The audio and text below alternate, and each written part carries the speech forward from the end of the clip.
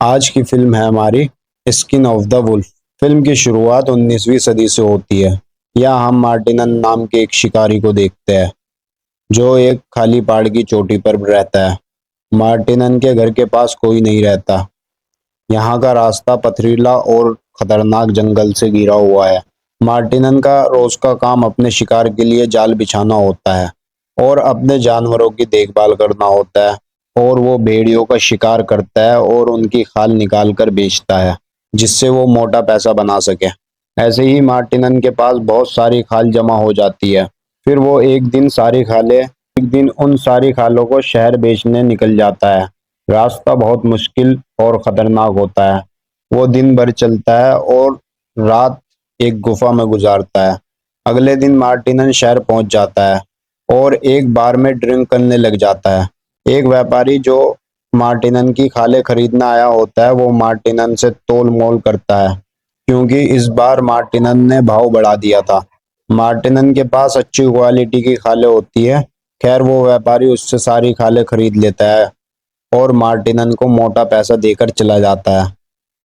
यहाँ पर बार का मालिक मार्टिनन को सुझाव देता है, तुम्हें शादी करके अपना परिवार शुरू करना चाहिए। कब तक तुम ऐसे ही अकेले जिंदगी गुजारोगे? मार्टिनन कहता है, जहाँ मैं रहता हूँ वहाँ के हालात में मेरे बीवी बच्चे नहीं रह पाएंगे, इसलिए मैं शादी नहीं कर सकता हूँ। फिर मार्टिनन वहां से चला जाता है और एक औरत से मिलता है जिसका नाम पास्कुआला होता है जो कि एक विधवा होती है। पर पास्कुआला की भी कुछ शारीरिक जरूरत होती है जिसलिए वो दोनों बहुत ज्यादा करीब आ जाते हैं। फिर मार्टिनन अपने घर लौट आता है। कुछ समय बाद मार्टिनन को बार के मालिक की बातें याद आती है और वो ये फील करता है कि वो जिंदगी में बहुत ज्यादा अकेला है। इसलिए मार्टिनन पास्कुआला से शादी करने का फैसला करता है। हालांकि उसे पास्कुआला से प्यार नहीं होता लेकिन वो बहुत ज्यादा अकेला है, अपना काम करा सके, अपनी शारीरिक जरूरत पूरी कर सके। मार्टिनन शहर आता है और पास्कुआला के पिता से कहता है, मैं पास्कुआला से शादी करना चाहता हूँ और इस प्रस्ताव के बदले मैं आपको दहेज के तौर पर काफी पैसे दूंगा। पास्कुआला के पिता मान जाते हैं। फिर मार्टिनन पास्कुआला को अपनी बीवी के रूप में अपने घर लाता है। पास्कुआला को अपनी नई जिंदगी में ढलने के लिए बहुत ज्यादा दिक्कत हो रही थी। मार्टिनन एक शिकारी होता है, उसे पता ही नहीं होता रिश्ते को कैसे निभाता है और बीवी से कैसे पेश आता है। वो पास्कुआला को मशीन की तरह इस्तेमाल कर रहा था जिससे पास्कुआला को बहुत ज्यादा दिक्कत हो रही थी, लेकिन वो सब कुछ सहते हुए भी मार्टिनन के काम में उसका हाथ बटा रही थी। वो खाना बनाती और सब काम करती, यहाँ तक कि वो खाल निकालने में भी मार्टिनन की मदद करती। लेकिन कुछ दिन के बाद पास्कुआला की तबीयत खराब होने लगती है और वो सर खांसने लगती है क्योंकि उसे कोई अनजान बीमारी होती है। एक दिन पास्कुआला मार्टिनन को बताती है वो प्रेग्नेंट है, लेकिन ये बात सुनकर मार्टिनन खुश नहीं होता क्योंकि के इस बच्चे का बाप मार्टिनन नहीं होता। पास्कुआला पहले से ही प्रेग्नेंट थी। ये जानते हुए भी पास्कुआला के पिता ने अपनी बेटी मार्टिनन को थमा दी, लेकिन ये जानते हुए भी मार्टिनन बच्चे के लिए झूला तैयार करता है। एक दिन पास्कुआला मार्टिनन से पूछती है, तुम यहाँ अकेले कैसे रहते हो? क्या तुम्हारा यहाँ से जाने का मन नहीं करता? फिर इस पर मार्टिनन कहता है, मुझे यहाँ रहना अच्छा लगता है, यहाँ बहुत सुकून है, लोग यहाँ जीना सीख जाते हैं, तुम्हें भी यहाँ रहने की आदत हो जाएगी। और अब मैं अकेला नहीं हूँ, तुम मेरे पास हो और जल्द ही हम 3 लोग हो जाएंगे। और अब पास्कुआला की तबीयत दिन ब दिन खराब होने लगती है जिससे वो बिस्तर पकड़ लेती है, लेकिन मार्टिनन उसका अच्छे से ख्याल रखता है। ठंड बढ़ने की वजह से पास्कुआला को और ज्यादा तकलीफ होने लगती है। फिर कुछ दिन बाद पास्कुआला बच्चे को जन्म देते हुए दर्दनाक मौत मर जाती है। मार्टिनन बहुत ज्यादा उदास और परेशान हो जाता है। वो अपने बनाए झूले को भी तोड़ देता है। मार्टिनन पास्कुआला और उसके बच्चे को दफनाने के लिए कब्रिस्तान में 2 गड्ढे खोदता है, लेकिन गड्ढे खोदते समय उसे बहुत ज्यादा गुस्सा आता है और वो आसपास की कब्रों पर तोड़ फोड़ करता है।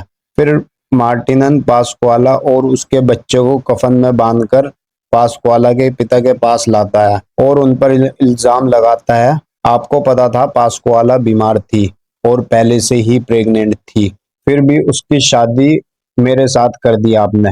पास्कुआला के पिता मार्टिनन के सारे इल्जाम मान लेते हैं। वो कहता है पास्कुआला विधवा और प्रेग्नेंट थी, हमें डर था समाज उसकी इज्जत नहीं करेगा, और तुम दोनों साथ रह रहे थे तो बच्चा पैदा होने पर सब लोग मान लेते कि ये बच्चा तुम्हारा है, तुम ही इसके पिता हो।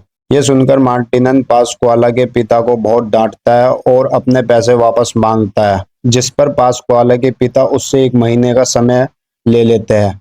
उसके बाद मार्टिनन अपने घर वापस लौट आता है और पास्कुआला को भूलने की कोशिश करता है और अपने काम में लग जाता है और समय बीत जाता है। 1 महीने बाद मार्टिनन पास्कुआला के पिता के पास जाता है और हाथ में राइफल लेके पास्कुआला के पिता से अपने पैसे मांगता है। पास्कुआला के पिता उससे डर जाते हैं और पैसे देने की बजाय उसे अपनी दूसरी बेटी देने का प्रस्ताव रखते हैं। वो कहते हैं, तुम एडला से शादी कर लो, फिर वो तुम्हारे साथ रहेगी। मार्टिनन एडला को अच्छे से देखता है और उससे शादी करने के लिए तैयार हो जाता है। फिर अगले दिन उसकी शादी हो जाती है। हालांकि अचानक हुई शादी से एडला खुश नहीं होती। उसको सच्चाई पता नहीं होती। उसको लगता है मार्टिनन ने ही उसकी बहन को इस्तेमाल किया और मार दिया। फिर एडला के पिता एडला से माफी मांगते हैं क्योंकि के एडला इस शादी से खुश नहीं होती। वो एडला से कहते हैं, तुम अब मार्टिनन की हो चुकी हो, अब तुम भागने की कोशिश मत करना, खुद को उसके वहां की परिस्थितियों में डालने की कोशिश करना।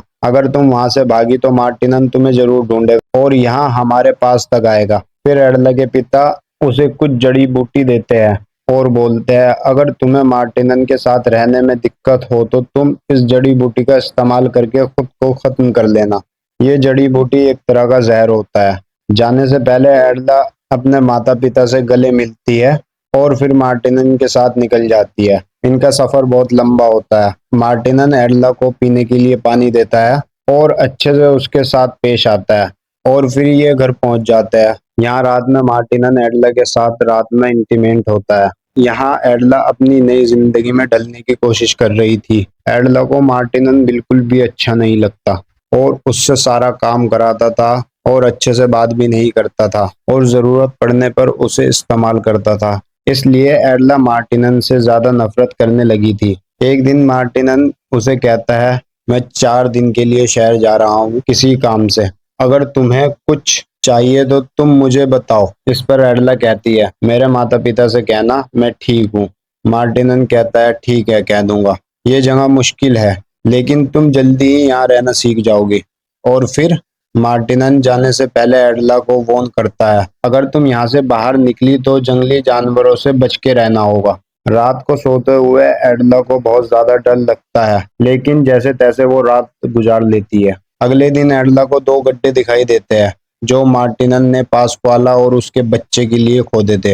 ये सब देखकर एडला बहुत ज्यादा डर जाती है और उसे लगता है मार्टिनन की ही वजह से पास्कुआला की मौत हुई है। फिर मार्टिनन भी अपने घर वापस लौट आता है और एडला उससे पूछती है, कब्रिस्तान में 2 खाली कब्रें किसकी है? जिस पर मार्टिनन कहता है, वो कब्र नहीं है, बस खाली गड्ढे हैं। ये जवाब एडला को परेशान कर देता है और दोनों में बहस हो जाती है।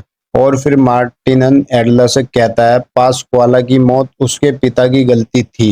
ये जानते हुए भी पास्कुआला बीमार और पहले से ही प्रेग्नेंट है, उन्होंने उसकी शादी मुझसे करा दी। ये सुनकर एडला हैरान हो जाती है। वो मार्टिनन को झूठा कहती है और वहां से चली जाती है। फिर एडला मार्टिनन से और ज्यादा नफरत करने लग जाती है। एक दिन एडला को पता चलता है वो प्रेग्नेंट है। ये बात सुनकर मार्टिनन भी खुश हो जाता है और अगले दिन वो एडला के लिए नाश्ता बनाता है और अब उससे भारी काम भी नहीं कराता। वो एडला का बहुत ज्यादा ध्यान रखने लग जाता है लेकिन इससे एडला खुश नहीं थी।